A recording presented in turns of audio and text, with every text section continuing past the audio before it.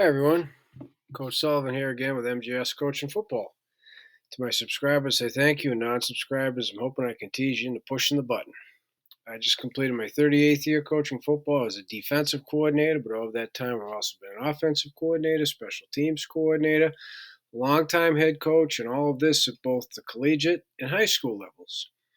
In this presentation, what I'd like to talk to you about in our 3-4 is what we call our shark concept, okay? And what it is, it's an RPO pressure, so it's used for when you're expecting zone read, power read with an RPO off of it.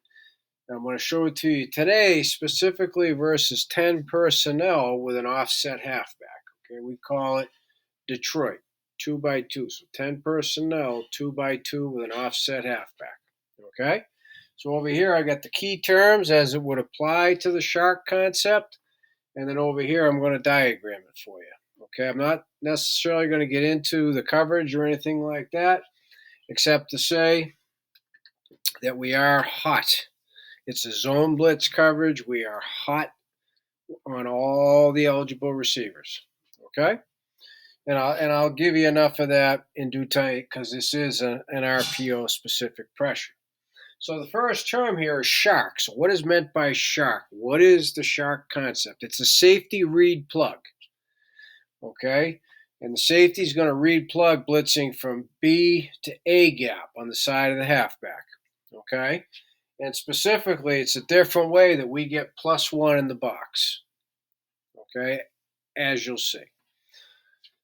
Number 2 here, it's a 4-man pressure. So we have 2 static defenders. And what that means, I'll show you in the diagram.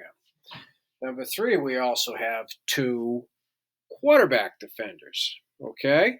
And so the 2 quarterbacks are the D end and the inside linebacker on the halfback side.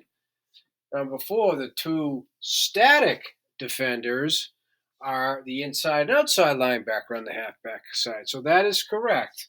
The inside linebacker on the side of the halfback, okay, is both a quarterback defender as well as a static defender. How can that be?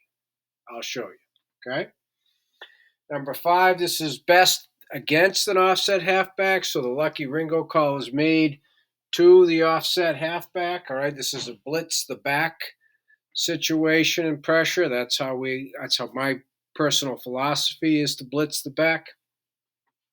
However, number 6, we can run this versus pistol. It's then determined by the offensive tendencies, okay? So to accomplish that, based upon the tendencies, bull means the lucky Ringo is going to go to the backer, right? Bull shark. Mako, the lucky Ringo is going to go to the mic. Mako shark. Okay, so that's how we differentiate it. So when the back is here in pistol, the game plan is determined bull or Mako that way, and then the safety on that side, it becomes the shark.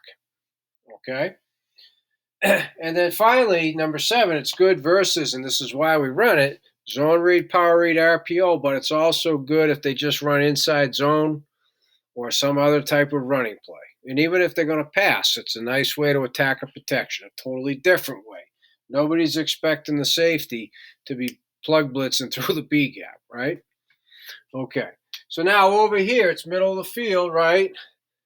10 gun Detroit, so it's 2x2 with a west, okay, which means the halfback's offset to the left. So that triggers, should be a lucky call. My apologies here.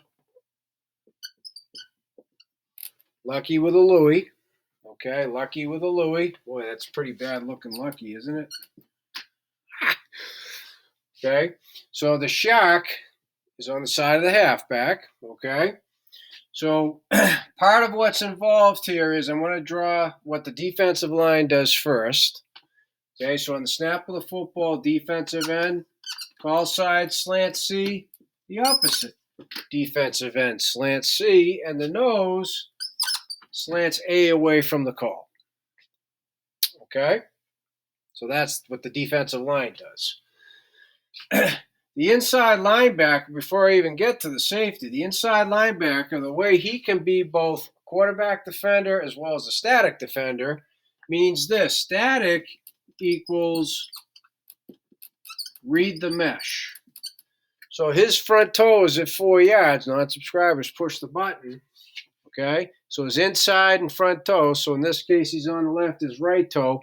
On a snap of the football, that left foot, he just sits and zits at 4 yards. Sit and zit, sit and zit, sit and zit, and reads the mesh. Okay? So after reading the mesh, if the quarterback has it, he becomes a quarterback defender. If he gave the football, he folds in for the dive. Okay? Everybody understand that? That's how he's able to be both quarterback and read the mesh. The defensive end, slant and C, sits and executes what we call a shuffle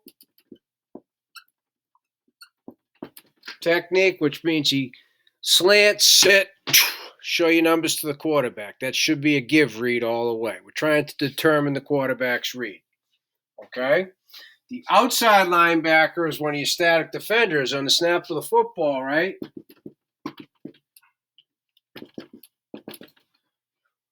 Non-subscribers push the button, but our trio zone blitz coverage, they're hot on those 4 wide receivers. It's orbit because 2 is removed. Again, non-subscribers. But he's going to sit and not move until he too reads the mesh and sees whether or not he needs to fold in for the run, whether he needs to be a quarterback defender, or whether he needs to be hot on number 2. He has the ability to do that because he's detached. So he too has the inside foot up, and he's sitting and zitting with that back outside foot. Okay? That takes care of them. So now, prior to snap of the football, we call them snap indicators. We'll just say the quarterback does this. That's the snap indicator. On this, the shark, in this case it's the free safety, executes the creep technique down towards the line of scrimmage, okay? He too has the inside foot up. So he moves that foot first as he creeps toward the line of scrimmage. We tell him as a landmark, he should be about even with the inside linebacker when that ball snapped, okay? So when the ball snapped, he plugs B gap first to A gap. So as an example, if you get that type of zone action, he's going to end up bending it into the A gap. Okay? And I'm not going to get into a whole bunch of different schemes, but his initial landmark is the B gap, the outside fin of the guard, and then he adjusts it to there. So that's why we say B to A. Okay? B to A. But if he's even with the back on the snap of the ball, he's going to be gone. And remember, he's sitting and zitting, right? He's sitting and zitting. The opposite safety on the snap rotates middle. Reading surface on the way. Okay? So here is the +1 to the box, right? So we go from minimum box numbers because we're in our mandatory base with 2 high, not subscribers. He adds to the box. There's our +1. So now it's a 6-man box. 1, 2, 3, 4, 5, 6. With hots everywhere. That's what makes it effective versus zone read, power read, RPO, as well as any other run play or attack and a protection. And that is the shark concept. Very, very simple for us to execute. Okay, because everybody else is playing base football.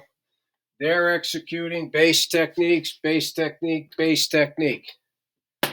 There's the only guy that's a little different. But the creep technique they practice because of all the other blitz packages that they're a part of. So as I said at the beginning, to my subscribers, I thank you. Non-subscribers, I hope I've teased you into it. To everyone, please, questions on the shark concept, reach out to me at CoachMJSullivan@gmail.com. Love to hear from you. And I'd also like to take this opportunity to thank YouTube for providing this platform.